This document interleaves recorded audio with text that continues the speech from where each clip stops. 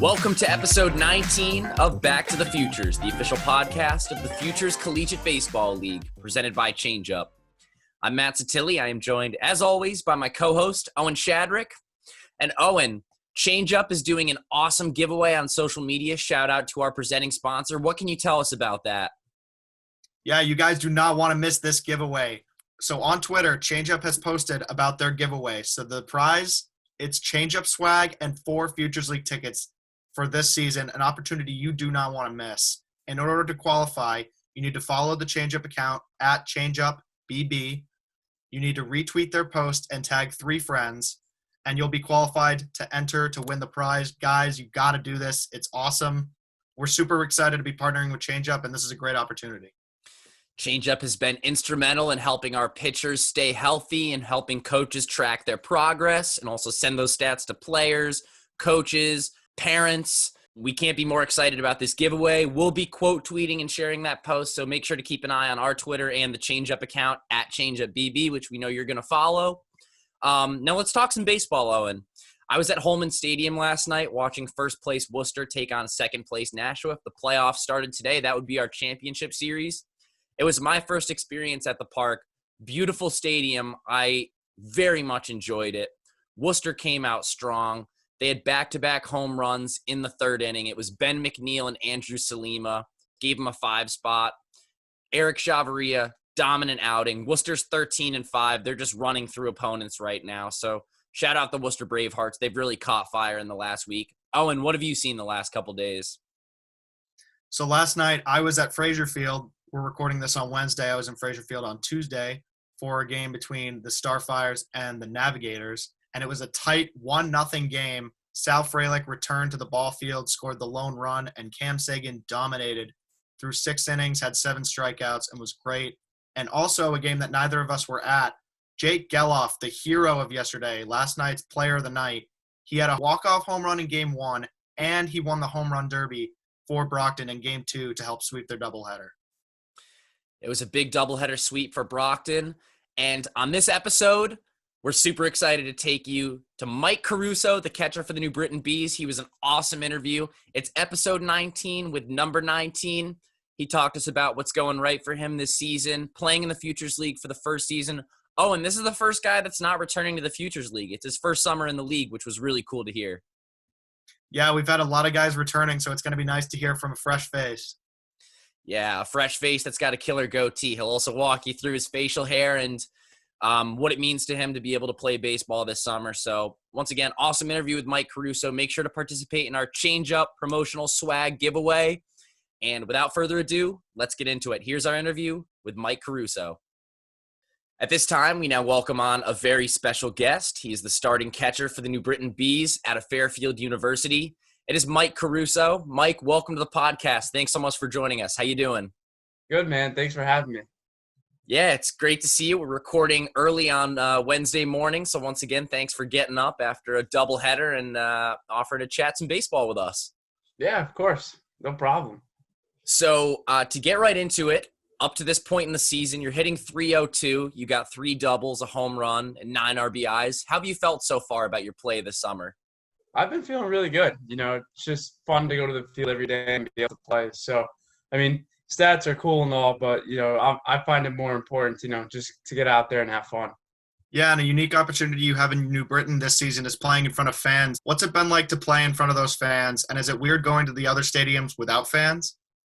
Yeah, I mean, so we actually get a good amount of fans at New Britain. I think it's open to 25% capacity or something like that. So that's like 1,500 people.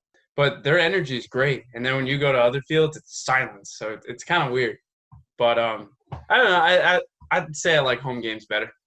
You guys started off a little rough, but you've seemed to pick up the pace a little bit. What does your team need to do to get on a roll? You know, it's doing the little things right, you know. It's fielding ground balls, getting bunts down when we need to, because, you know, not getting those little things done, like, adds up throughout the game. So if we get those done, I mean, I really don't think there's anyone in the league that can beat us. I love that energy. Now, you guys also feature a lot of Connecticut players on the roster. You're a Connecticut guy yourself. What does it mean to play with a lot of those local talents and, one, represent your state, and then two, also I'm curious, have you played with or against any of these guys, whether it be in Little League or AAU or high school or any other levels of baseball growing up? I mean, it's pretty cool playing with a lot of Connecticut guys. I mean, so a lot of them have played in like tournaments similar that I have grown up. In fact, Kyle Brennan is from Wallingford, and he lives across town. So I've known him for a while now, and now we're on the same team, which is pretty cool. But, it's good. Like, it's kind of fun talking to the guys and seeing that, they've done the same exact things that, I've done because, we're all Connecticut guys. So, I mean, I enjoy playing with guys from Connecticut and representing the state. So it's been a good time. Yeah, and some of those guys on your roster include Andrew Kane, Noah Martinez, Daniel Rivera, and the list goes on. What's it like playing with those guys who have such great talent and all of you guys at the top of that lineup? Oh, it's awesome. I mean, when you're playing with guys that, have energy and great talent, it just makes you want to follow in their footsteps and be just like them. So it's a lot of fun. And talking about one of the guys in your rotation, Emmett Sheehan, you guys took him on when you were playing at Fairfields when you guys played BC. What was it like getting some at-bats against him, maybe not knowing who he was, and then now being his everyday catcher when he's on the mound? It's actually kind of funny. I mean, the game we played against him, it was just an awful game for us. So it was just funny to, kind of talk back and what happened that game. And I like catching Emmett. He's a great pitcher, great arm, live arm. He pitched on Sunday, and he was up there to like 96. So, I mean, he's got a live arm and some plus pitches. So he's a fun guy to catch. 14 strikeouts. He kept you busy back there. It was quite the outing. Yeah. So this podcast is called Back to the Futures. We've been interviewing a lot of guys who are returning to the Futures League. But as we advance on into the season, we're kind of expanding our repertoire and talking to new guys in the league. Did you play summer ball in the past? And a couple weeks in, how would you say the Futures League compares to any experiences you've had in the past? So my freshman year, I played for the Perfect Game League. I played for the Trailblazers. And then last year, I played for Mystic in the NECBL.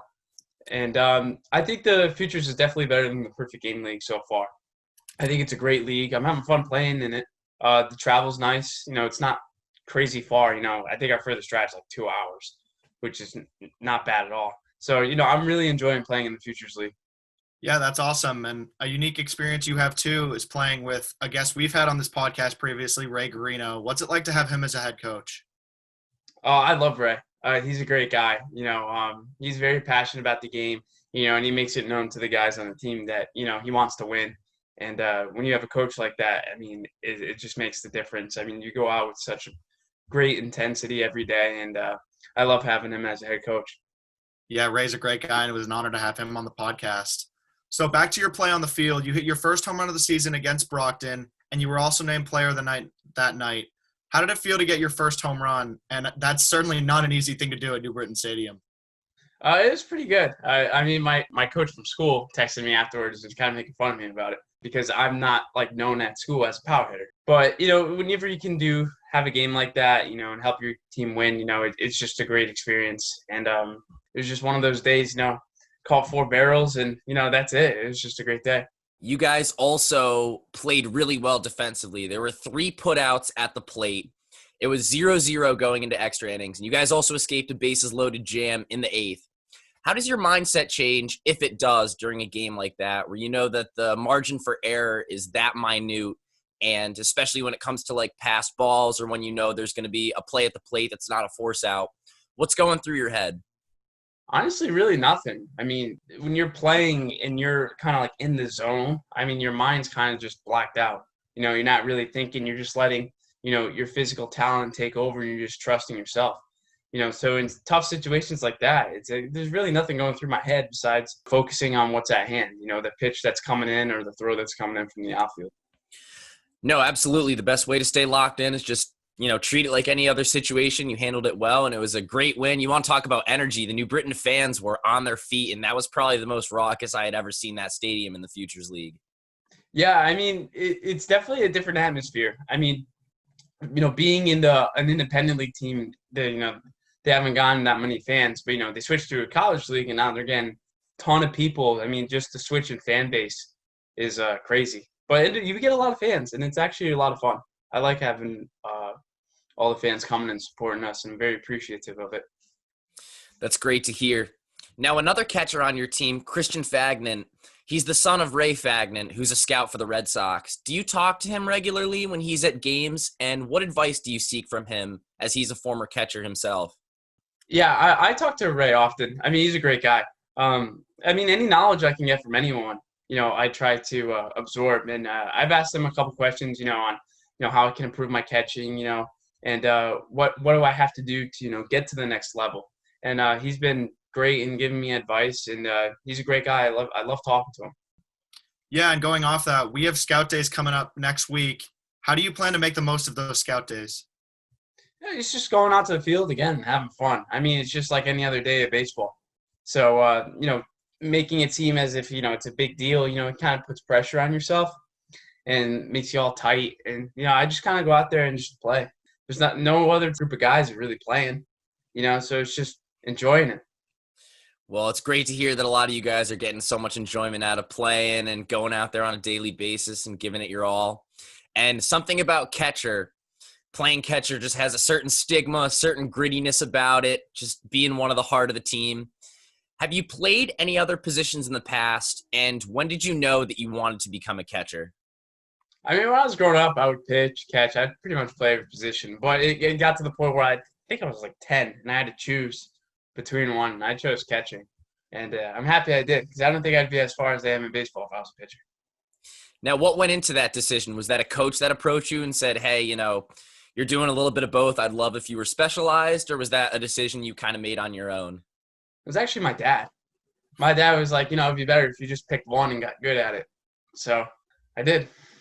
Yeah, we know every kid in Little League wants to play every position, but that's not how the right. It just doesn't work. On.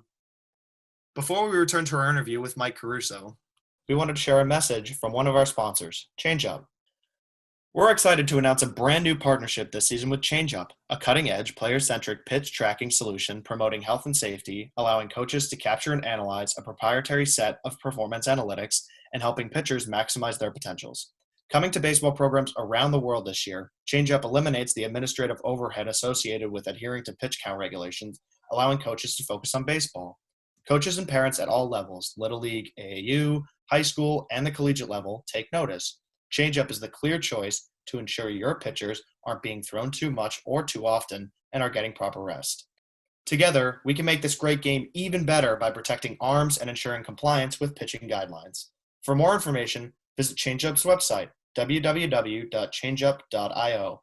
That's www.change-up.io. Changeup. Every pitch counts. We now return to our interview with Mike Caruso. And what is your training regimen like as a catcher? Do you do anything in particular to help prep yourself for playing a position that can be so strenuous on your body? I mean, yeah, I'm kind of a gym freak. So, I mean, I do a lot in the gym. I'm a huge, band guy, huge yoga, huge stretching. And for me personally, that's what gets my body prepared to play. I'm not one of those guys to kind of jump on the field and just start playing. I need at least a good 45 minutes to get my body, hot and ready to go. What adjustments did you have to make over the spring in terms of going to the gym? Did you have to rig a home gym setup? Was there a situation where maybe you brought bands into your basement? What was that like, trying to stay in that same mindset, knowing you could be playing baseball this summer without that access? Yeah, it was pretty crazy. So my dad owns his own business, and he actually happened to have a forklift. So I had a barbell and some weights. So that was kind of my power rack. So it was kind of funny doing that, but it worked. I mean, I was able to get all the stuff that I needed to get done. So I was very grateful for that. Yeah, that's awesome. And I'm sure it must be great to return to an actual gym and get back to just going through your routine and not having to make those alterations. Yeah, I mean, I love going back, so it's really nice that Connecticut's, open again, and, you can go back, and you just got to be careful. You can't be, exposing yourself too much, but times you can go back, you're grateful for. Absolutely. Now, in terms of catching, is there one pitcher in particular on the team that you really enjoy catching for? Or on the flip side, is there one that when he's on the mound, he's going to have a good outing, but he might make it a little tough for you behind the plate, whether it be what he's throwing or his velocity? I mean, I like catching all the guys on our team. I couldn't really say there's just one I like, above all the rest. Um, but they're all great guys, and when they're on, I mean, they're on, and they're all fun to catch. So I mean, I love being back there for all the guys in our staff, and I'm always going to give them my best when they're on the ball. In general, what do you feel is the hardest pitch to catch? Definitely two seams. If a guy's got a heavy two seams, that'll just lock your hands right up. And one unique thing that catchers do is kind of control the game a little bit with their pitchers. Do you rely on coaches to call pitches, or are you one to control the game? I mean, personally, I like to call games, but I mean, if my coach sees something and, he wants something put down, I mean, I'm not going to, say no, because he might be seeing something that I'm not seeing. But I like controlling my own game and, calling my own pitches. Let's go situational for a minute. There's a guy on second who's kind of trying to peep in and look at your signs. How do you protect your signs and your pitcher from being exposed to the guy at second base? We have like a system kind of planned out where it's not like I'm throwing down one sign. I got like maybe 5 or 6 that I'm putting down. But if they're still getting it somehow, I'll just go out to the mound and change it up with him, have a little meeting, and that's it. Yeah, nice and simple when it has to be, right? Mm-hmm. And then another unique thing that you do at catcher is pickoffs, whether it's a guy running home and you're receiving the catch or throwing a guy down at any of the bases. What's the best pickoff you think you've ever done? I think any pickoff at first is awesome. Or even third. I mean, any pickoff is pretty cool.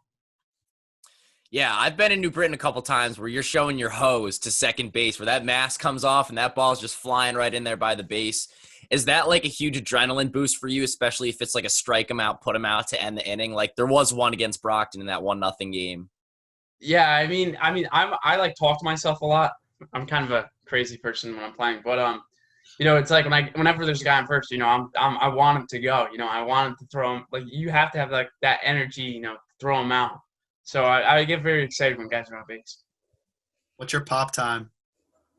I haven't recorded in a while. I mean, my best was 194, maybe 19, but I'm probably still around there, I'm sure. Is there anything at the gym that you're hitting, like any power squats or anything to help that boost and help that jump? Oh, yeah, crazy leg guy over here. Always mushing legs. I love it. You might have to send me a workout my way. I've been struggling in that department lately. Not lately, just in general. Oh, yeah. Is there any chatter that goes on between the player that's up at the plate and yourself? I get it might be a familiarity thing, but do you try to just kind of keep it within yourself? Do you try to chatter him? Is there any kind of chirping going on there depending on the situation?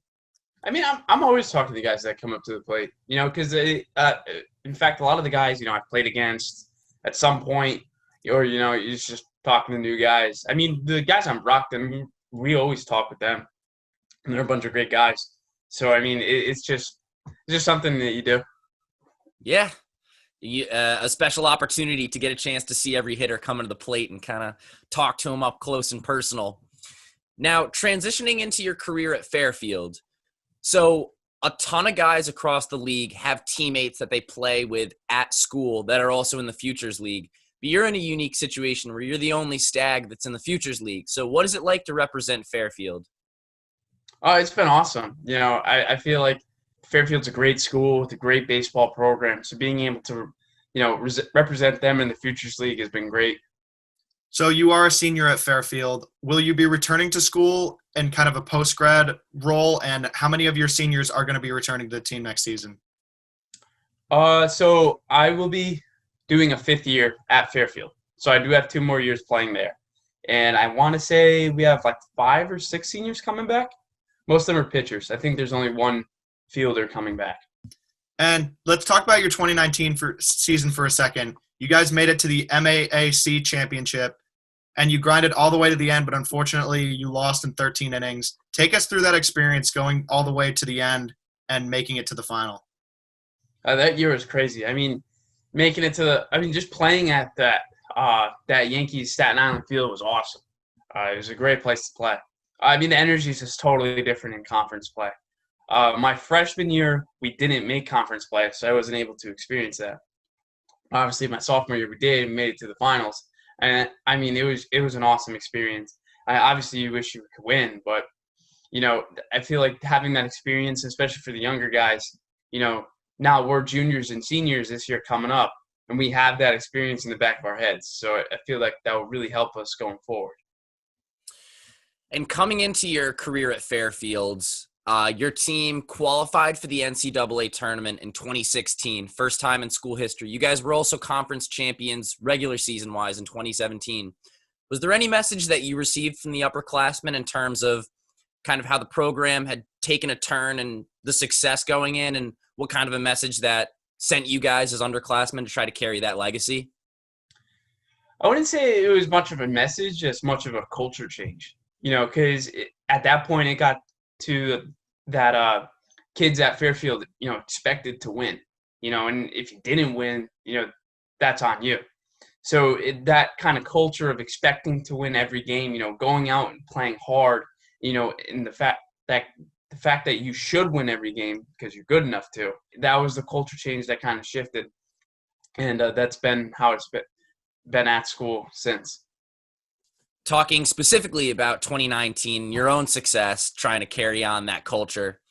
On April 6th, you had a career day. You had 3 hits, also had a go-ahead home run in the top of the 12th and a win over Siena. Talk about that game, and would you say that was your best game at Fairfield so far? Yeah, that was a fun game. I mean, in fact, the at bat before that, I think it was the top of the 9th, and I had the bases loaded, and I grounded out. So it was like going up to the next time, it was just kind of a pick-me-up at bat. Guy at second base, just trying to get the run in the top of the 12th, and ended up putting one over the wall and picking myself up and helping our team win. But that was a great game. Yeah, and shifting to kind of your academic success, you've had quite the success in the classroom. You were named to the MAAC All-Academic Team, and you were named a 2017 Lyman High School Varsity Scholar. How do you value your academics, and what was it like to receive that praise? I think academics are really important. I mean, you're going to school first before you're, an athlete in any way. You're kind of expected, to get good grades. I mean, especially scholarships. I mean, you're getting paid to go to the school. So I feel like it's not good to misrepresent yourself, by slacking off in school. You got to get your stuff done. And that's really it. So now talking about what you envision yourself doing maybe 10 years down the road, curious if you feel like there might be a career in baseball for you, whether it be playing in the managerial or executive ranks, or if you have anything academic-wise that's really piqued your interest that you're looking to continue after Fairfield.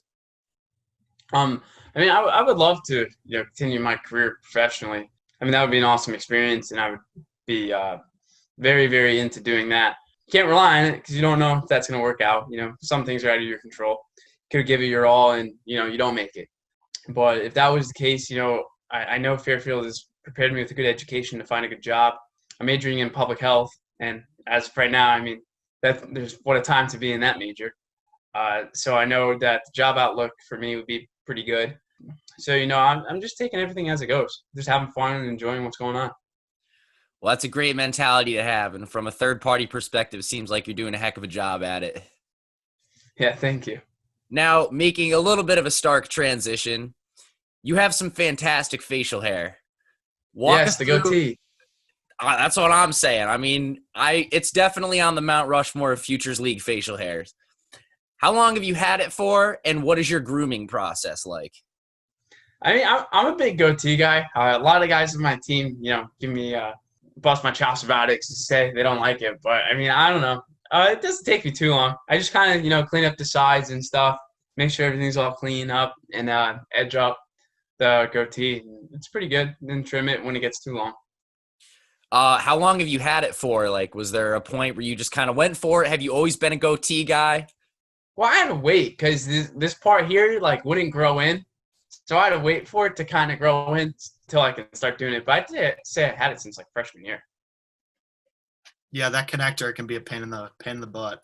Yeah, that's a make or break.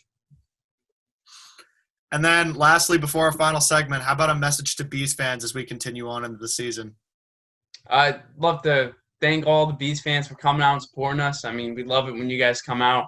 You guys bring great energy to every game, and we couldn't be more appreciative of that. So thanks, guys, and continue coming to the games. We love having you there.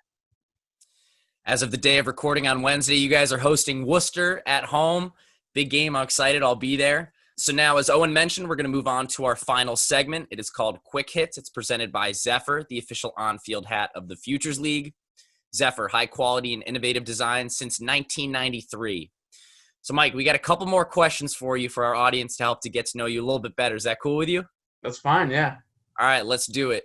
Favorite teammate in the Futures League? Oh, okay, I have 3. Go for it.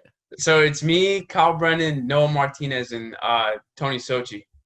We always drive up together to games and stuff. I mean, those 3 are great guys. We love hanging around.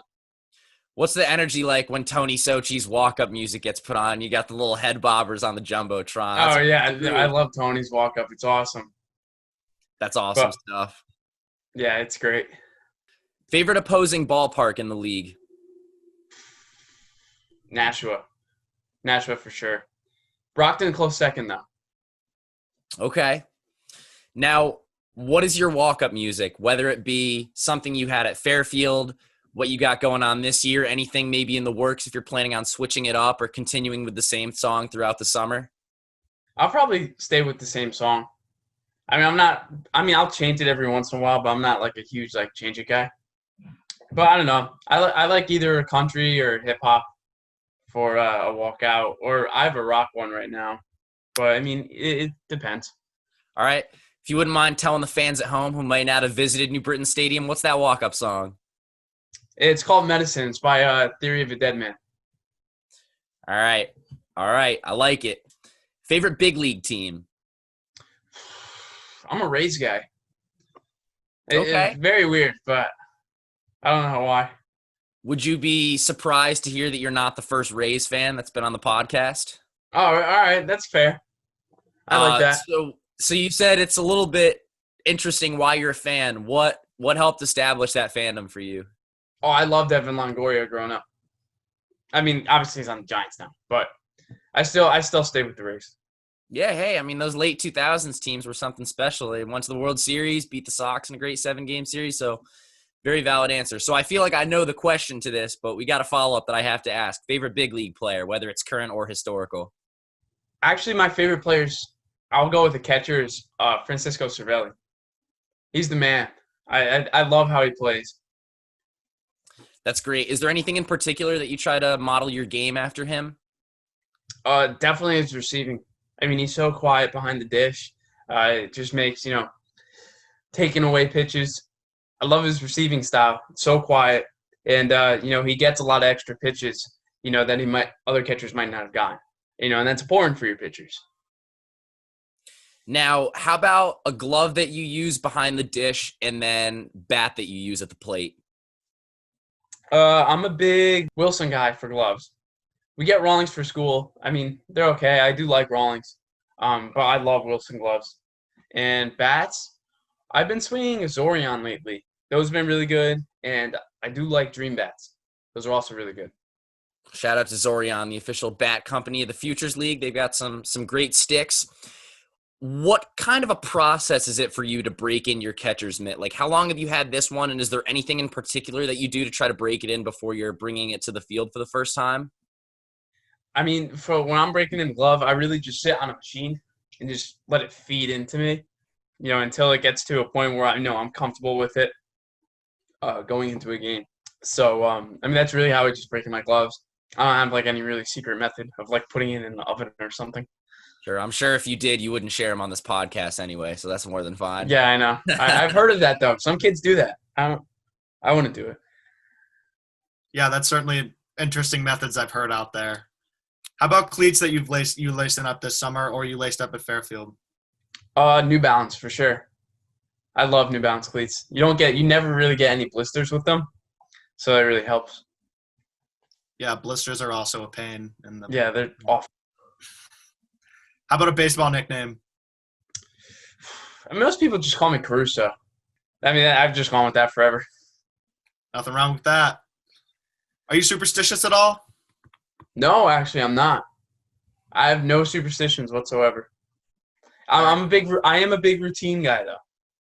So everything has to be scheduled out on a regular thing, or I'm just like all out of whack.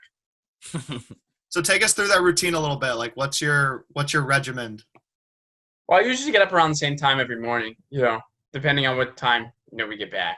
I usually like to get, like 8-9 hours of sleep.